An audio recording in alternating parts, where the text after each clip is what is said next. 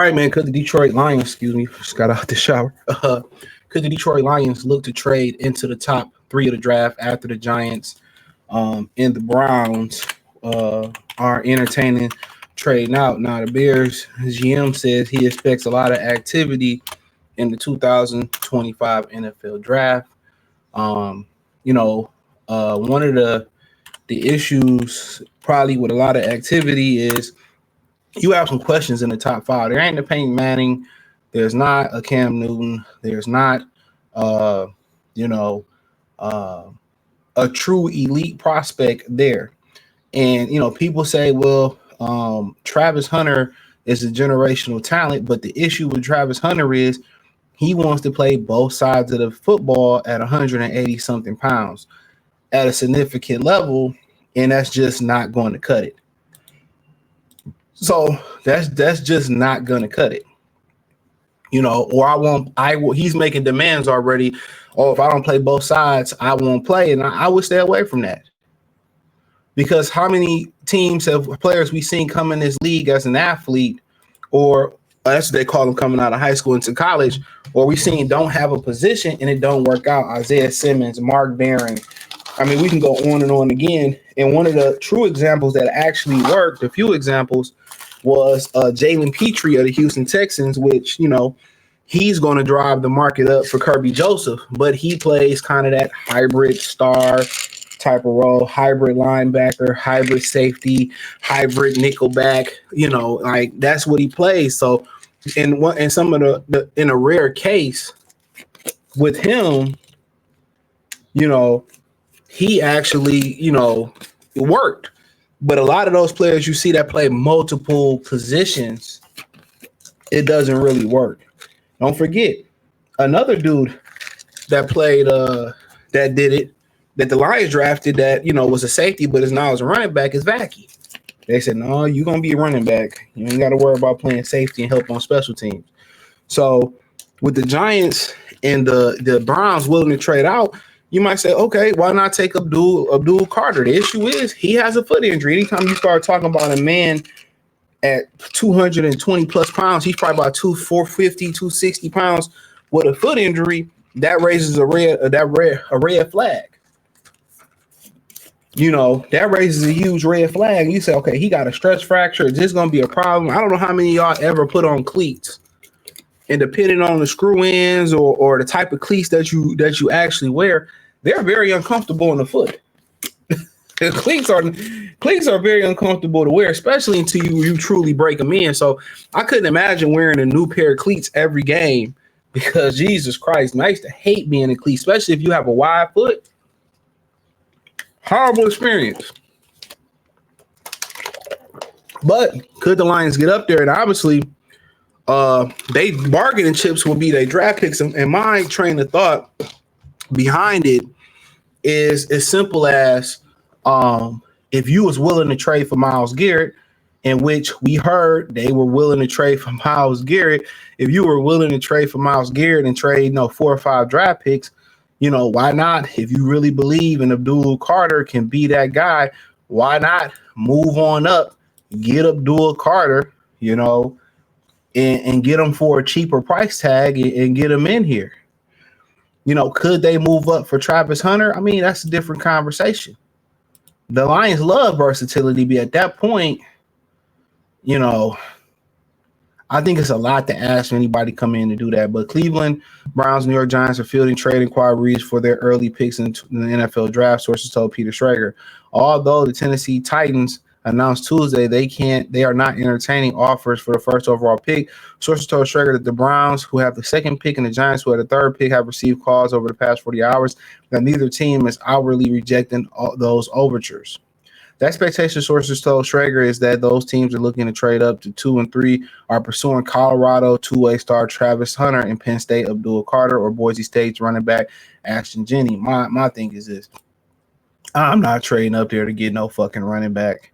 I like Jenney. I think Jenney's a hell of a player, but in reality, I'm not trading up there to get him. I'm just being real. I'm not trading up there to get him. So we gonna put it on the floor. We gonna put it on the floor. I'm not trading that high to get a running back. Because you start putting that faith in running backs, and you start getting in trouble. If he fall to me, he fall to me. But Travis Hunter, you know, I have a hard time believing. Honestly, I have a hard time believing that he can be a two-way star on this level, full time, full time. So Abdullah Carter is probably the one I say, well, that's probably who I'm going to target. That's probably who I'm going to target. You know, so I mean, just my humble opinion on it. But that's probably who that's probably who I would target if I'm most teams.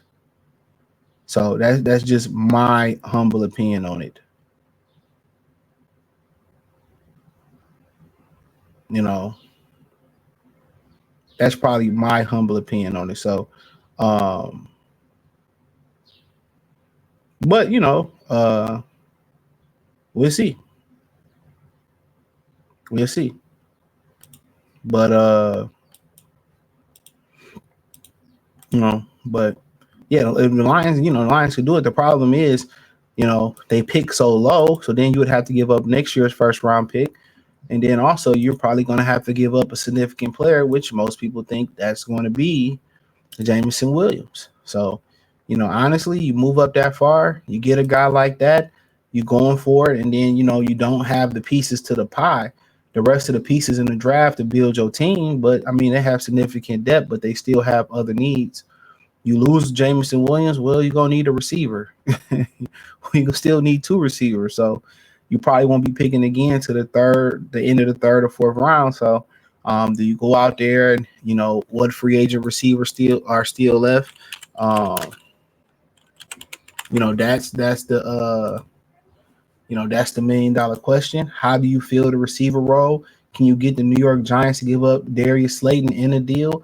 You probably throw another mid to late round draft pick out there. Could you go out there and get the Cleveland Browns to give you one of their receivers, or do you go out there and you look what's available? So hold on. So I'm trying to see who available, man, and here we go. Who available? And you say, well, can we get Keenan Allen? We go out there and get Amari Cooper. I mean, you got options.